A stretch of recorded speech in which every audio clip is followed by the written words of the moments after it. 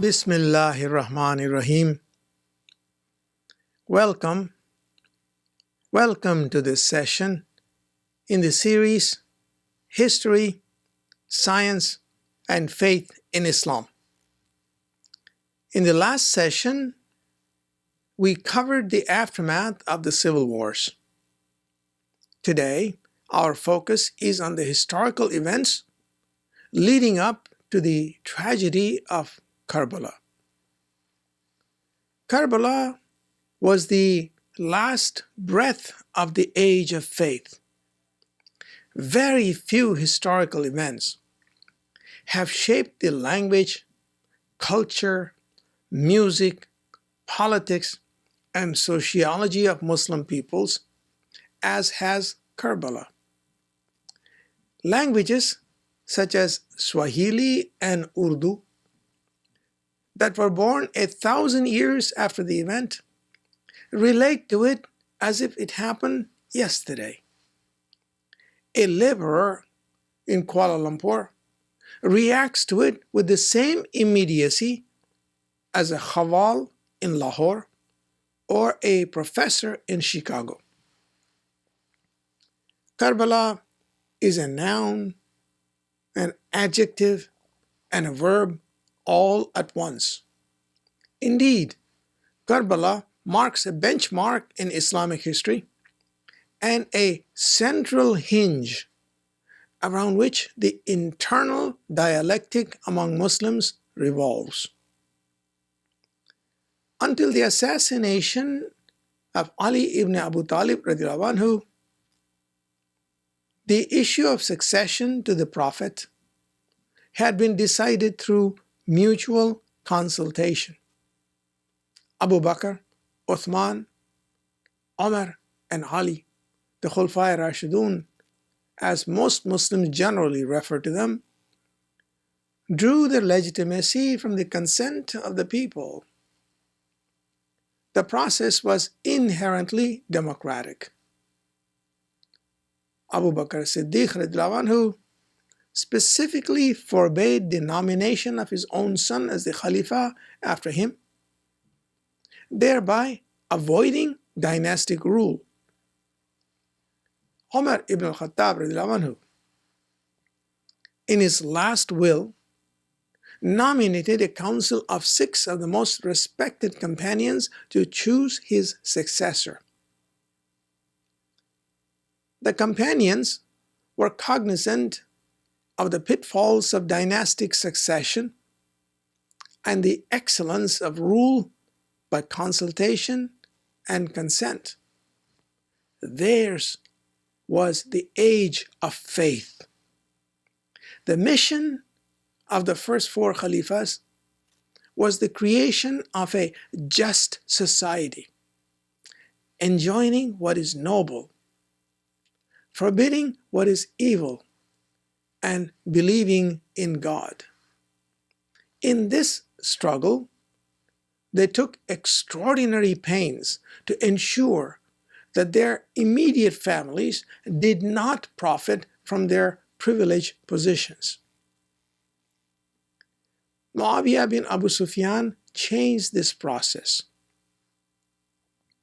Upon the advice of Mughira bin Shu'bah, he nominated his eldest son Yazid as his successor. This was an historical benchmark. Rule by consent requires accountability. Rule by a strong man requires force without accountability. The nomination of Yazid destroyed the requirement for accountability. After Muawiyah, Muslim history would produce sultans and emperors, some benevolent, others despotic. Some would declare themselves Khalifas. Others would hobnob with Khalifas. marrying their daughters and offering them exorbitant treasures as gifts. But their rule was always the rule of a soldier. The transcendence of the rule of Tawheed and the accountability that went with it came to an end with the assassination of Ali radiallahu anhu. Muawiyah had wasted no time in extending his hold on the territories formerly held by Ali ibn Abu Talib and Hassan ibn Ali. Iraq was in the juggernaut of Muawiyah's police force. So the Iraqis had no choice but to accept the imposition of Yazid. The province of Hijaz, which is part of Saudi Arabia today and includes the cities of Mecca and Medina, was another matter. Respected personages such as Hussein ibn Ali, Abdullah bin Zubair, Abdullah bin Omar, Abdullah bin Abbas, and Abdurrahman bin Abu Bakr opposed the idea of a dynasty as contrary to the Sunnah of the Prophet ﷺ and the tradition of the first four Khalifas. To convince them, Muawiyah himself traveled to Medina. A meeting was held, but there was no meeting of the minds. Not to be deterred by this defiant rejection, Muawiyah came out of the meeting and declared that the five had agreed to take their oath of allegiance to Yazid.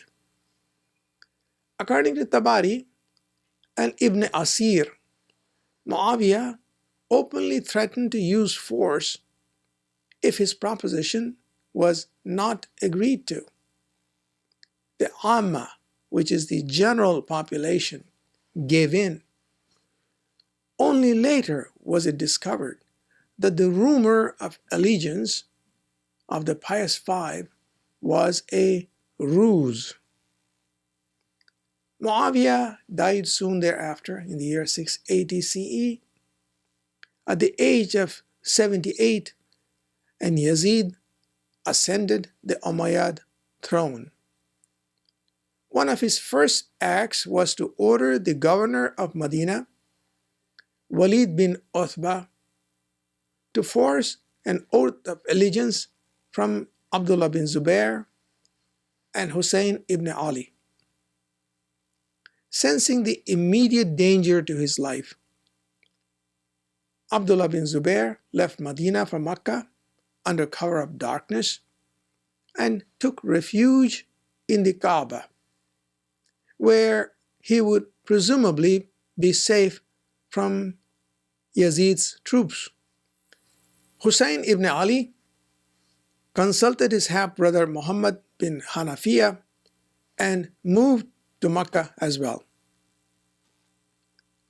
Those companions of the Prophet and other Muslims who believed that Ali radiallahu anhu was the rightful Khalifa after the Prophet were called Shi'ane Ali, the party of Ali, which explains the origin of the word Shia. The term Sunni is of a later historical origin, as is recorded by Ibn Kathir and Ibn Khaldun. These companions were not entirely satisfied when Abu Bakr was elected the Khalifa. However, to maintain the unity of the community, they supported and served Abu Bakr Siddiq, and then Umar radiallahu anhu and Uthman radiallahu anhu. When Hassan ibn Ali abdicated in favor of Muawiyah, many amongst Shi'an Ali withdrew from politics. While maintaining no animosity against the power structure, which was almost always hostile to them, they accepted the spiritual leadership of Hazrat Ali's lineage. Kufa had been the capital during the Khilafat of Ali ibn Abu Talib radiallahu anhu, and members of Shi'an Ali were numerous in Iraq. Hussein ibn Ali received insistent letters from the notables of Kufa inviting him to come to Iraq and to accept their allegiance as the Khalifa. As a first step, Hussein sent his cousin Muslim bin Aqil on a fact-finding mission. Muslim bin Aqil arrived in Kufa and set up residence in the house of a well-wisher, Hani. The supporters of Hussein thronged this residence, so Muslims sent word to Hussein, encouraging him to migrate to Kufa. Meanwhile, Yazid dispatched Ubaidullah bin Ziyad, commonly known as Ibn Ziyad, the butcher of Karbala, to apprehend Muslim bin Aqil and stop the incipient uprising. Ibn Ziyad arrived in Iraq and promptly declared that those who had supported Yazid would be rewarded, and those who opposed him would have their hands cut off. Greed and fear of reprisals did their trick. The Kufans made an about turn and abandoned Muslim. He was attacked and executed by the forces of Ibn Ziyad. Before his death, Muslims sent word to Hussein that the situation in Kufa had changed and that he should abandon the idea of migrating there. By this time, Ibn Ziyad's forces had cut the communications of Hussein's supporters, so the second message from Muslim never reached Hussein. Unaware of the ground situation in Kufa, Hussein ibn Ali started his move from Makkah to Kufa in 680 CE with his supporters and well-wishers. On the way, news arrived that Muslim had been killed. According to Ibn Kathir, Hussein wanted to turn back, but the demand for qisas, which is equitable retribution, from Muslims' brothers prevented him. He did inform his entourage of the developments and urged those who wanted to return to do so. All but the very faithful Muslim members of the Prophet's family left him. Undaunted, Hussein ibn Ali moved forward and was stopped by a regiment of troops under Amr bin Sa'ad at Karbala on the banks of the river Euphrates. A standoff ensued. Negotiations took place, and Amr bin Sa'ad communicated this to Ibn Ziyad in Kufa. But Ibn Ziyad would accept nothing short of capitulation, and Hussein's explicit bay'at is the oath of allegiance to Yazid. Sensing that Amr bin Sa'ad was reluctant to commence hostilities against the Prophet's family, Ibn Ziyad recalled him and replaced him with Shimr Zil Jawhan. Shimr, a man without moral compunctions, surrounded the Husseini camp and cut off the supply of water. The final confrontation came on the 10th of Muharram. Hussein, the soldier of God, who had drunk from the lips of the Prophet and who would not submit to the tyranny of Yazid, arranged his 72 men in battle formation, advanced and met the forces of darkness. Each of the men was cut down, and at last the grandson of the Prophet also fell. His head was cut off and was sent to Kufa, where Ibn Ziyad mistreated it in the most abominable manner and paraded it through the streets. It was then shipped to Damascus and finally to Cairo, where it was buried. The ladies and surviving children in Hussein's entourage were safely escorted back to Medina by some well-wishers. It was the year 680 of the Common Era. More Muslim tears have been shed for the blood of Hussein ibn Ali than any other martyr in Islamic history. Hussein's martyrdom provided Islam with a paradigm for selfless struggle and sacrifice. For hundreds of years, generations would rise, invoking the name of Hussein ibn Ali to uphold justice and to fight against tyranny. For some Muslims, it was the defining moment in Islamic history. Hussein stood for faith and principle in the face of tyranny and coercion. He was the embodiment of the Quranic teaching that humankind is born into freedom and is to bow only before divine majesty. Freedom is a trust. Freedom is a trust bestowed upon all men and women by the Creator, by Allah subhanahu wa ta'ala. It is not to be surrendered before the oppression of a mere mortal. Karbala imparted a new meaning to the term struggle.